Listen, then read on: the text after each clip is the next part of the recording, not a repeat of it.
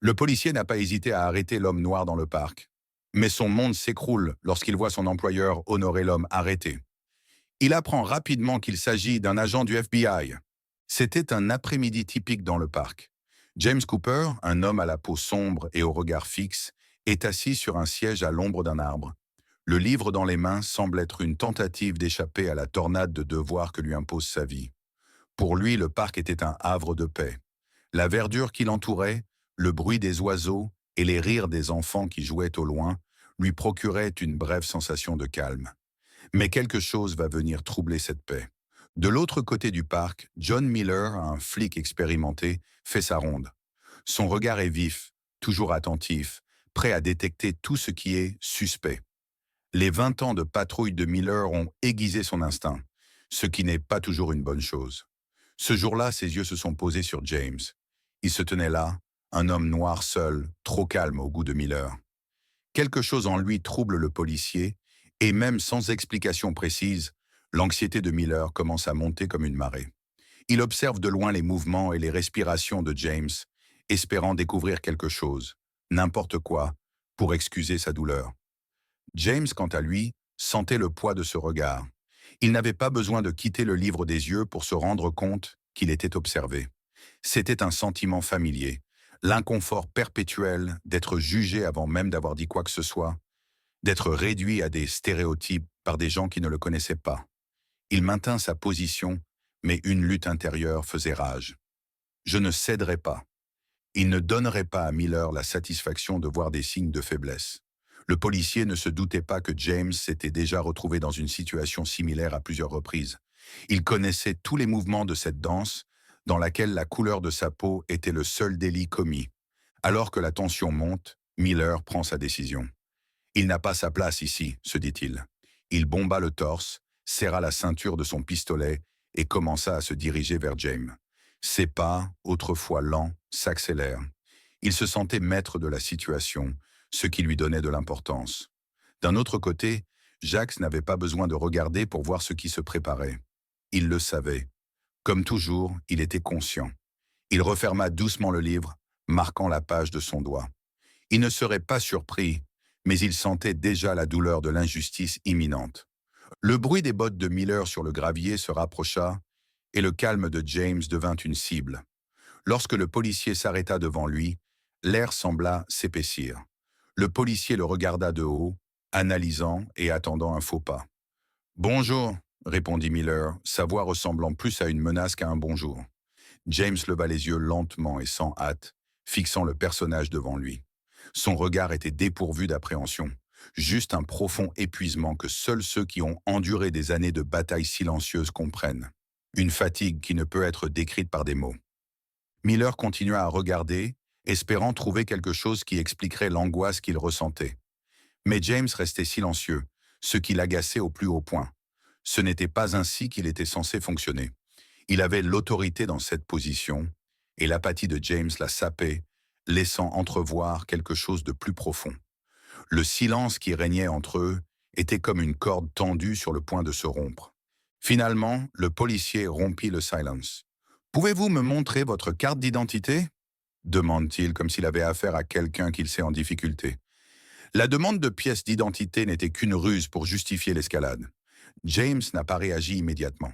Il comprit que résister reviendrait à mettre de l'huile sur le feu, tandis qu'entrer sans demander de renseignements ne ferait qu'alimenter un cycle qu'il ne connaissait que trop bien. Pendant un court instant, le parc environnant sembla avoir disparu. Il n'y avait plus d'arbres, ni de bruit d'enfants en train de jouer. Il n'y avait que deux types engagés dans une dispute non verbale, dans laquelle l'un voulait exercer son contrôle, tandis que l'autre refusait de céder. L'angoisse est palpable. Ce n'est pas seulement la chaleur de midi qui fait monter la transpiration sur le front de James. Il savait qu'il était à deux doigts de perdre la tête. Non pas à cause de quelque chose qu'il avait fait, mais simplement parce qu'il se trouvait au mauvais endroit, au mauvais moment, et sous les yeux des mauvaises personnes. C'est alors que l'inévitable se produisit. James prit une longue inspiration pour se préparer. James inspira profondément, sentant l'air épais du parc pénétrer ses poumons. Il savait exactement où cela menait. Il était passé par là tellement de fois que le scénario lui semblait familier. La présence de Miller, avec son regard dur et sa main sur sa ceinture, rendait évident ce qui allait se passer. Et la rage commença à monter en lui, qu'il tenta d'étouffer, mais qui ne s'éteignit pas facilement. C'était toujours comme ça. Peu importe ce qu'il accomplissait ou qui il était, le monde continuait à lui dire que la couleur de sa peau était un motif de méfiance. Il dévisagea le policier, prudent dans ses commentaires. Car au fond de lui, James savait que le geste suivant était crucial. Le moindre faux pas, le moindre mot de travers, et il se retrouvait au sol, menotté, voire pire. Il a donc parlé doucement, avec force mais en gardant le contrôle. Suis-je en état d'arrestation? L'expression de Miller se durcit encore plus lorsqu'on lui pose cette question directe et claire. Ces déclarations ont inquiété l'officier car James ne semblait ni effrayé ni coupable. Il est vraiment calme. Et cela l'exaspère. Miller semblait perdre le contrôle de la situation avant même qu'elle ne commence. « Vous le saurez si vous ne coopérez pas », dit le policier en crachant pratiquement les mots, la main déjà près de son revolver, comme si le simple fait de demander était un affront direct à son pouvoir. James eut une sensation amère dans la bouche. « Coopérer? Avec quoi coopérez-vous » Il était assis dans un parc et lisait un livre. Quel était le crime à cet endroit? Mais il se rendit compte qu'il ne servait à rien de se poser trop de questions. Le monde lui avait déjà fait comprendre où était sa place. L'immobilité lui pesa pendant 1 minute. Il regarda autour de lui. Tout le monde semblait distant et inconscient de ce qui se passait. Peut-être quelques personnes observaient-elles, mais personne ne s'approchait. C'était toujours comme ça, seul. James serra le livre dans ses poings, sa fureur augmentant. Cela ne changeait jamais. Peu importe qu'il soit un agent du FBI, peu importe qu'il ait passé sa vie à défendre des individus comme ce flic qui ne saurait jamais ce que c'est que d'être toujours soupçonné. En fin de compte, il était simplement un autre noir, et c'est ainsi que le monde le percevait. Il choisit de ne pas répondre afin d'éviter d'aggraver la situation. Il fouilla dans sa poche pour trouver son portefeuille, avançant lentement et délibérément. Chaque pas était prémédité, car il savait exactement comment ces choses pouvaient se terminer. Il avait vu des amis, des connaissances et même des inconnus subir les répercussions d'une action rapide ou d'une mauvaise phrase. Il n'allait pas en donner l'occasion à Miller. Lorsqu'il tend sa carte d'identité au policier, il y a une longue pause. Miller examine le document mais ne semble pas très intéressé par ce qui y est écrit. Il avait déjà choisi ce qu'il ferait avant d'arriver. Et c'est à ce moment-là que James a senti une poussée de rage parcourir son corps. Il savait que peu importe le nombre de documents qu'il présenterait ou le nombre de fois qu'il expliquerait qui il était, rien ne changerait. Ce qui importait, ce n'était pas ce qu'il faisait là, mais ce qu'il représentait pour Miller. Le policier recula sans poser d'autres questions. Le policier recula sans poser d'autres questions et ordonna à James de se lever, la main tendue vers les menottes. Lorsque James jeta un coup d'œil au policier, il ressentit plus que de la fureur. C'était une profonde fatigue, le résultat d'années passées à subir le même type de thérapie. Il savait ce qui allait se passer. Il savait que même s'il était innocent et n'avait rien fait de mal, il serait arrêté devant tout le monde. Il n'y a rien qu'il puisse faire pour changer cela. Il se leva doucement, en gardant les mains visibles, comme il le faisait habituellement dans ce genre de circonstances. Le cliquetis métallique des menottes résonna dans l'air, et lorsqu'elles se resserrèrent autour des poignets de James, il sentit le métal froid lui entailler la peau. Il ne pouvait pas résister. Il n'avait aucune raison de résister. Mais à l'intérieur de lui, la colère grondait, doublée d'un chagrin que seuls ceux qui l'avaient vécu pouvaient la comprendre. Alors qu'il était escorté dans le parc, James sentait les regards se poser sur lui. Il comprenait ce que les autres pensaient et les jugements silencieux qu'ils émettaient. Une fois de plus, on lui rappela que dans cette société, il était présumé coupable tant que son innocence n'avait pas été prouvée. Il savait au fond de lui que Miller découvrirait bientôt sa véritable identité. Il savait que cela ne durerait pas éternellement. Mais la gravité de la situation était palpable, brisant son âme. Car, quelle que soit l'issue, le mal était déjà fait. James avait perdu une autre partie de lui-même dans ce parc, ce jour-là. Et une fois de plus, le monde continuait dans l'indifférence. Alors que James était conduit à sa voiture, les regards des quelques personnes présentes dans le parc se posaient sur lui comme des pierres. Il garda la tête haute, mais il sentit intérieurement un nœud d'irritation et d'impuissance se former dans sa gorge. Les chaînes s'enfonçaient dans son poignet, une sensation qu'il connaissait bien, mais qui n'en était pas moins désagréable.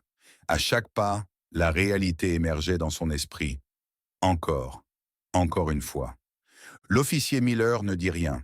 Il se contenta de pousser James vers l'avant, sa paume serrant fermement son bras, comme s'il avait affaire à un dangereux criminel. James comprend qu'il est inutile de contester. À ce stade, il n'était ni un homme, ni un citoyen respecté. Il n'était qu'une image, un soupçon qui grandissait dans l'esprit d'un flic qui, à chaque seconde qui passait, révélait que sa vision du monde se limitait à la couleur de peau de James. Lorsqu'ils sont arrivés à la voiture, Miller l'a fait monter avec une force excessive.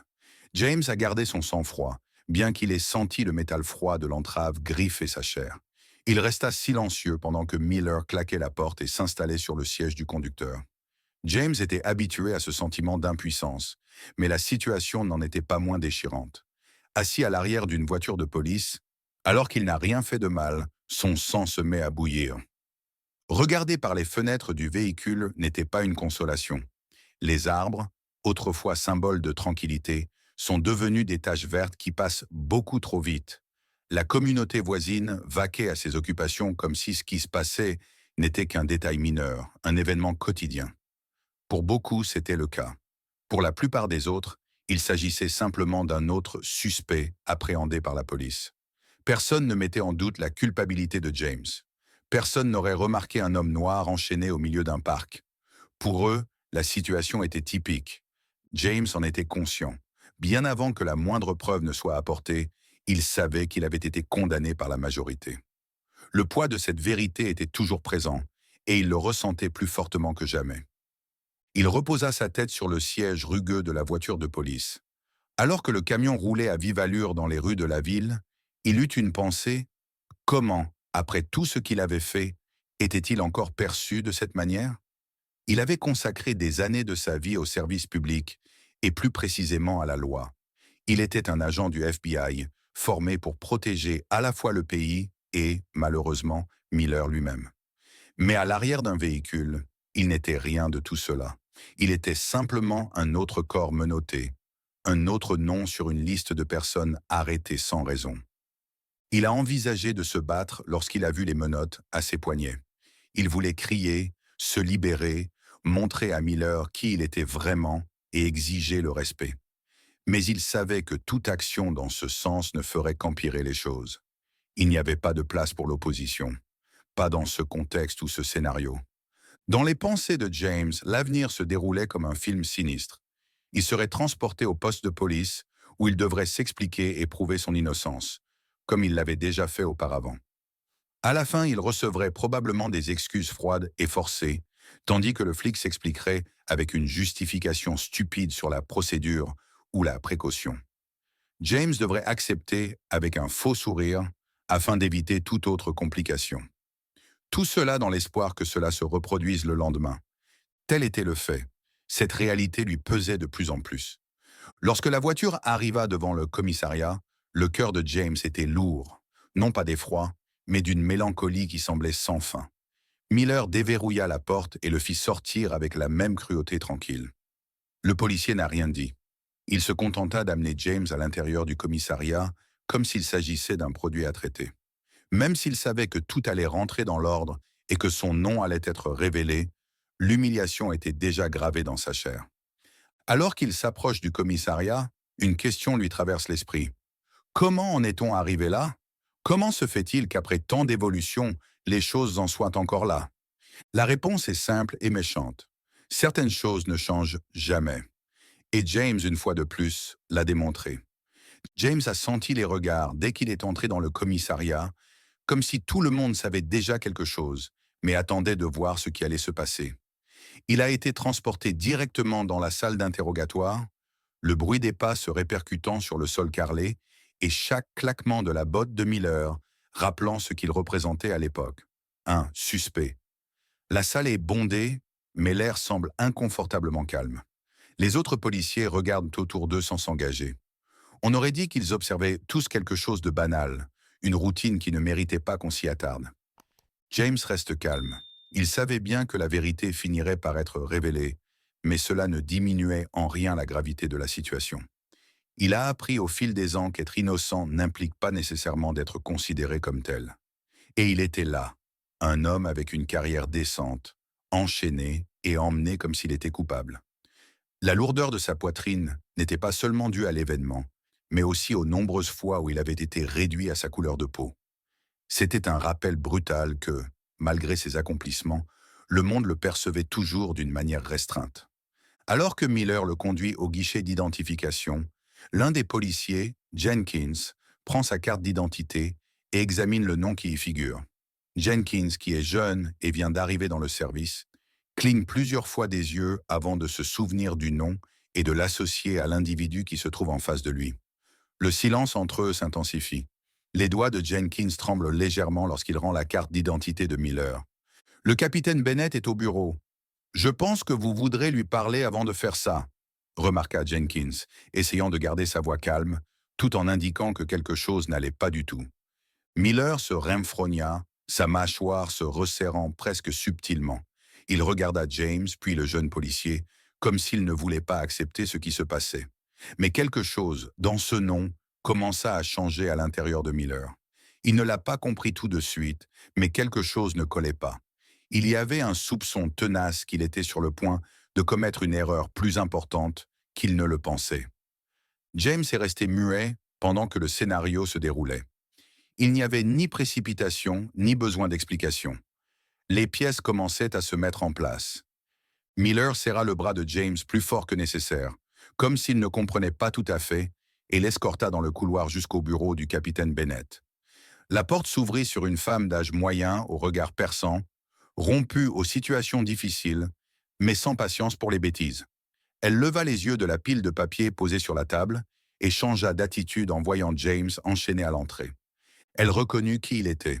Tout le monde le savait. « Officier Miller, pouvez-vous me dire ce qui se passe ici ?» Sa voix était énergique et contrôlée, mais il y avait un ton qui suggérait que ce ne serait pas une conversation facile. Miller, encore incertain de l'erreur qui allait être révélée, fit un pas prudent en avant. « Je l'ai arrêté dans le parc. Il agissait de façon suspecte et... Vous avez arrêté un agent spécial du FBI. » Sa voix trancha l'air comme un rasoir. Le monde de Miller sembla s'arrêter pendant un bref instant. James n'avait rien à dire. Il pouvait voir le moment précis où l'officier de police a pris conscience de la situation. Miller relâcha sa prise sur le bras de James comme si le poids de ses actes commençait à l'écraser de l'intérieur. Il se rendait compte avec amertume que son jugement rapide et ses préjugés l'avaient poussé à faire quelque chose qu'il ne pourrait jamais effacer. Le capitaine Bennett se leva et fit signe à Miller de relâcher James. Le bruit des menottes que l'on déverrouille résonne dans la pièce. Mais le soulagement de James n'est pas doux. Il savait déjà comment cela allait se terminer. Il n'avait aucune idée du temps qu'il allait devoir passer dans de telles circonstances. Il toucha ses poignets désormais libres, mais les cicatrices physiques et mentales laissées par les entraves demeuraient. « Je suis désolé, agent Cooper, » répondit le capitaine Bennett, le ton se radoucissant. « Cela n'aurait pas dû arriver. » James secoua la tête, mais pas de colère. La tristesse l'envahit plus que toute autre émotion. Ce n'était pas la première fois que cela arrivait, et il se doutait bien que ce ne serait pas la dernière. Quelle que soit son ascension dans la vie ou son importance, beaucoup de gens continueraient à le voir comme un noir, une cible facile pour une méfiance injustifiée. « Capitaine, » répondit-il, la voix basse et contrôlée, « il n'y a aucune raison de s'excuser. Je veux juste que vous parliez à l'officier Miller. » Elle avait compris. Peu importe ce qu'il a fait ou qui il est, ce qui comptait, c'était ce qu'il représentait pour des gens comme Miller. C'est cela le vrai problème. James sortit du bureau les épaules tendues, le poids de l'injustice reposant fermement sur son dos. Il savait que Miller paierait, mais le véritable coût, que lui, James, avait toujours payé, ne serait pas remplacé par des excuses ou des promesses. Le mal était déjà fait, une fois de plus. Le mal pique plus que les menottes. Lorsque James sortit du bureau, Miller resta immobile au centre de la pièce. C'était comme si tout l'oxygène autour de lui avait été aspiré, et il pouvait enfin sentir le poids écrasant de ce qui venait de se passer. Son esprit était agité par un mélange de remords et de perplexité, comme s'il cherchait d'urgence une explication, une justification à ce qu'il avait fait.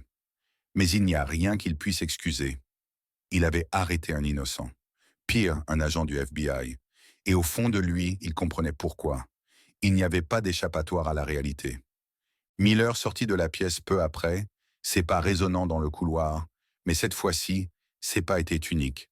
Il n'avait plus la posture solide et confiante d'un policier qui sent qu'il a le contrôle. Chaque pas était hésitant, et il sentait sur ses épaules un poids qu'il n'avait jamais connu auparavant. Alors qu'il s'approchait de son poste de travail, les conversations autour de lui semblaient muettes et distantes. Les autres flics, qu'il aurait normalement salués ou commenté sa tournée, l'évitaient, jetant de brefs regards silencieux dans sa direction. Ils savaient tous. Il se recula sur sa chaise, les coudes posés sur la table et les mains jointes devant son visage. Pendant quelques secondes, il tenta de se justifier. Il ne faisait que suivre la routine, n'est-ce pas? C'était ce qu'il faisait toujours et ce qu'on lui avait appris à faire. Identifier les suspects, maintenir l'ordre et protéger la communauté. Mais alors que ses idées se bousculaient dans sa tête, une autre voix, plus persistante, se fit entendre. Il avait tenté de l'ignorer pendant des années, mais elle était soudain plus forte que jamais. Vous le saviez, dès que vous l'avez repéré dans le parc, vous avez su que ce n'était pas un criminel. Mais vous l'avez quand même arrêté. Pourquoi? Il ne voulait pas répondre à la question, mais la réponse était évidente. Miller avait agi sous le coup de l'impulsion, le même instinct qu'il croyait capable de le protéger et de le maintenir en sécurité dans les rues. Mais, après avoir examiné les faits, il s'est rendu compte que cet instinct n'était rien d'autre qu'un préjugé déguisé en expérience. Il n'avait pas vu James Cooper, l'homme. Il avait juste vu la teinte de sa peau, et à partir de là, le jugement était rapide. Il s'était toujours convaincu qu'il était distinct et clair. Mais le fait est qu'il avait été partial, ce qu'il avait toujours répugné à admettre. Un malaise s'installe en lui. Il avait détenu un homme innocent sans aucune raison, un homme qui n'avait pas fait d'opposition et qui n'avait rien fait d'autre que d'exister dans un endroit où, selon Miller, il ne devrait pas être. La chaleur se répandit dans son corps et l'humiliation prit le dessus. Comment en est-on arrivé là? De l'autre côté du commissariat, James s'éloignait prudemment, abandonnant l'agitation silencieuse qu'il avait créée sans élever la voix. Miller, quant à lui, réalisait seulement maintenant les conséquences de sa bévue. Il a perdu le contrôle non seulement des circonstances, mais aussi de lui-même. Ce qui n'était au départ qu'une simple méfiance s'était transformé en une erreur aux implications inimaginables. Lorsque le capitaine Bennett atteignit le bureau de Miller, il leva les yeux, l'expression remplie de perplexité et de tristesse. « Officier Harkins », ajouta-t-elle en mettant l'accent sur son nom de famille, pour souligner qu'il ne s'agissait pas d'une rencontre agréable. « Il faut qu'on parle !» Miller savait que la discussion ne serait pas facile. Il sentait la corde se resserrer autour de son cou. Le capitaine Bennett n'était pas réputé pour sa complaisance à l'égard de telles bavures, en particulier lorsqu'elles concernaient des questions raciales. À ce moment-là, il s'est rendu compte qu'il n'y avait aucune justification, aucun processus qui pourrait le sauver. « Capitaine, j'essayais juste de faire mon travail », poursuit Miller, la voix hésitante, mais il sait que les mots sonnent creux, même pour lui. Bennett croisa les bras, le visage solennel et déterminé. « N'est-ce pas votre travail de protéger et de servir, Harkins? Mais vous avez jugé un homme en vous basant sur son apparence plutôt que sur les faits, et cela n'a pas sa place dans notre service. » Miller se sentait plus coupable à chaque mot qu'elle prononçait. Il voulait communiquer, expliquer, se défendre. Mais plus il y réfléchissait, plus il se rendait compte qu'il n'avait rien à dire. Tout ce qu'il avait, c'était un geste insensé, une erreur irréparable qui allait lui coûter bien plus qu'il n'aurait pu le prévoir. Bennett le regarda pendant quelques secondes, leur immobilité étant presque palpable. Finalement, elle grogna et dit « Harkins, vous êtes suspendu. Pendant que nous menons une enquête interne, vous feriez mieux de commencer à réfléchir à ce que vous avez fait, parce que nous n'allons pas permettre ce type de comportement. » Suspendu. Le mot résonne dans la tête de Miller comme un coup fatal. Il regarda ses mains, celles-là même qui avaient enchaîné James Cooper sans justification, et le poids de la honte l'écrasa à jamais. Qu'avait-il fait? Alors que Bennett s'éloignait, laissant Miller seul avec ses pensées, ce dernier réalisa que la véritable épreuve était encore à venir, et que ce jugement viendrait de lui-même, plutôt que de ses supérieurs. Brian Miller est assis à la table, complètement immobile. Il vient d'apprendre sa suspension, Mais ce qui le frappe le plus n'est pas la conséquence imminente. C'est le fait de savoir que, pour la première fois en plus de 20 ans de service, il est forcé de faire face à la réalité de ce qu'il est derrière l'insigne. Il avait toujours pensé qu'il était du bon côté de la loi, un champion de la justice. Mais aujourd'hui, avec une clarté atroce, il revoit chacune de ses actions et chacun de ses choix. L'erreur qu'il avait commise avec James Cooper n'était pas unique. Il le savait. Pendant des années, il avait excusé ses actes en invoquant son instinct ou son expérience. Cependant, Miller reconnut à ce moment-là que le problème principal n'était pas lié aux criminels qu'il avait détenus, mais à la façon dont il les percevait. Se levant, encore confus, il commence à rassembler les quelques affaires qui se trouvent sur la table. Le son de la radio du poste de police, qui avait été un bruit de fond apaisant, lui semblait maintenant lointain. Un souvenir de quelque chose qui avait auparavant défini son existence.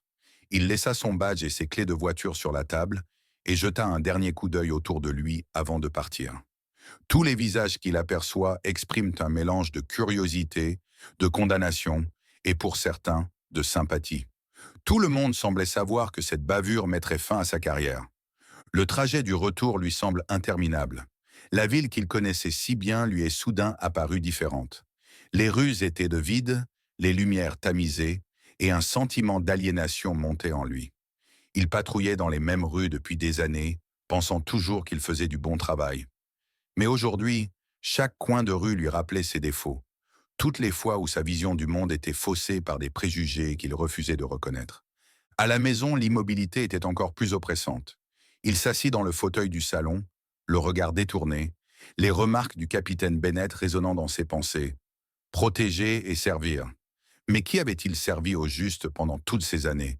Il n'avait pas seulement déçu James Cooper, mais aussi tous ceux qui s'étaient trouvés sur son chemin et qui avaient été condamnés avant même d'avoir pu s'exprimer. La culpabilité le rongeait de l'intérieur. Les heures s'écoulaient lentement, tandis qu'il cherchait comment se racheter. Mais la réalité était dure. Il n'y avait pas de retour en arrière possible. Il ne pouvait pas revenir sur ce qu'il avait fait à James. La seule chose qui restait était la possibilité d'apprendre et de changer. Cette nuit-là, Miller peine à trouver le sommeil. Pour la première fois, il est obligé de se regarder dans le miroir et d'admettre ce qu'il a évité pendant des années. Il fait partie du problème. Sa perception du monde, formée par des décennies d'expérience, était polluée par des préjugés qu'il refusait d'admettre. Le lendemain, il est convoqué à une réunion avec le capitaine Bennett et l'équipe chargée de l'enquête interne. L'ambiance est tendue et pleine d'attente. Le poids de la bavure pèse sur tout le monde, mais Miller comprend que ce moment sera déterminant, non seulement pour sa carrière, mais aussi pour sa façon d'aborder la vie à partir de maintenant. James Cooper est également présent, assis de l'autre côté de la table, calme, mais avec une autorité subtile que Miller sentait, même s'il n'avait pas besoin de dire quoi que ce soit.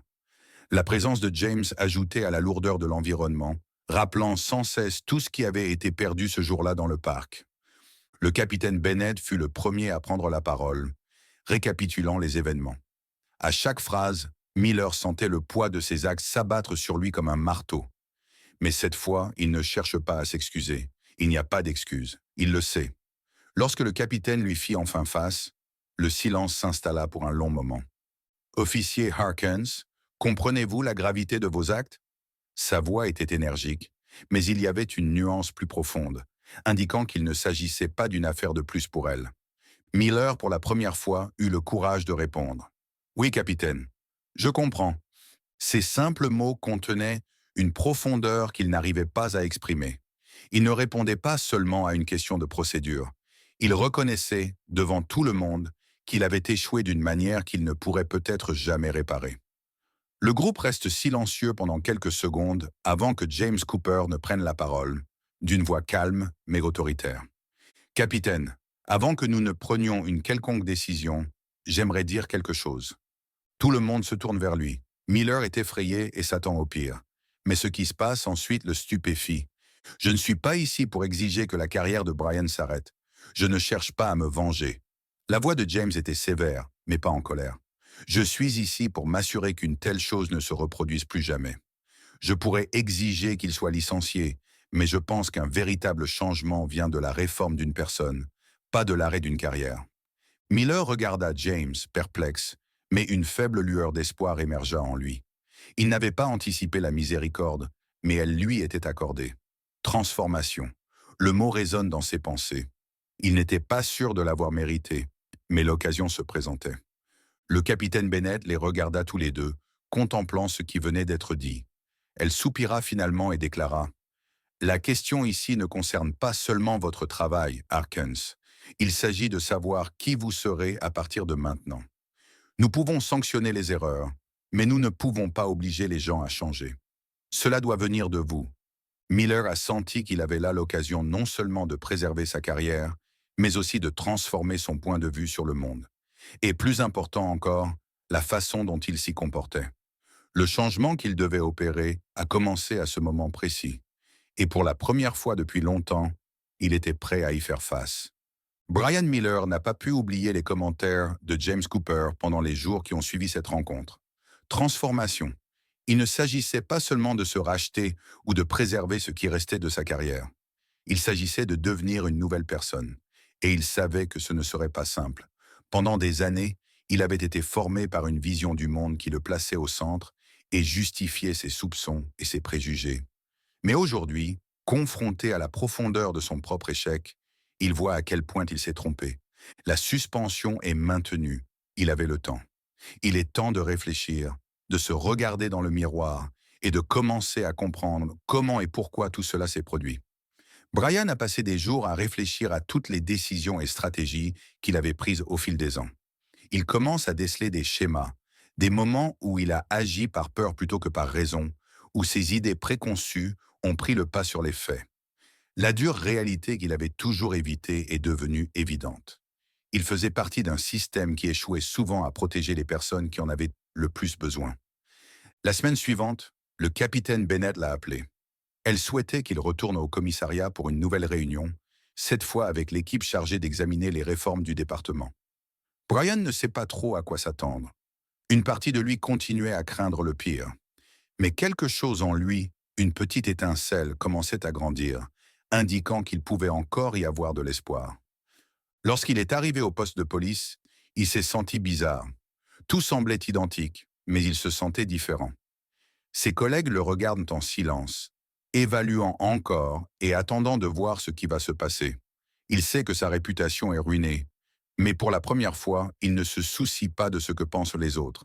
La question cruciale était de savoir ce qu'il allait faire à partir de maintenant.